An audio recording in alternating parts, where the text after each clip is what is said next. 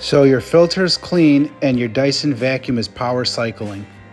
All right, if you got a Dyson vacuum and your filter, the orange thing, when you turn it on is going vroom, vroom, vroom, just cycling, and that orange thing is blinking, you've cleaned your filter and it's still doing it. So here's your issue right here.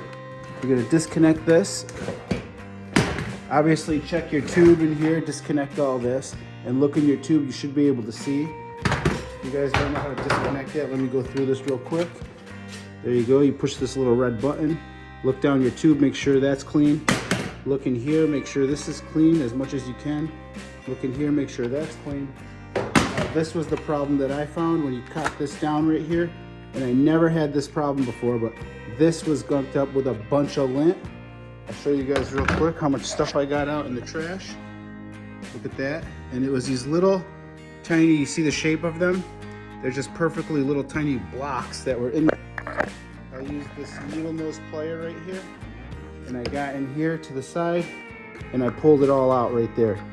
Once I did that, I shut this back, turned it on, and it spit out the whole thing where it was probably congested in here. So there it goes, it's doing that blinking thing, and this orange one was blinking. So, all right, hope this video helped you out on how to clean that up. Cock it down, clean that little hole there. If your filter's already clean, then that's your issue. Give me a thumbs up, hit that like button, go fix that vacuum. And to avoid this happening again and clogging up the way it does, is when you don't dump this out, this loads up and backs up into the track.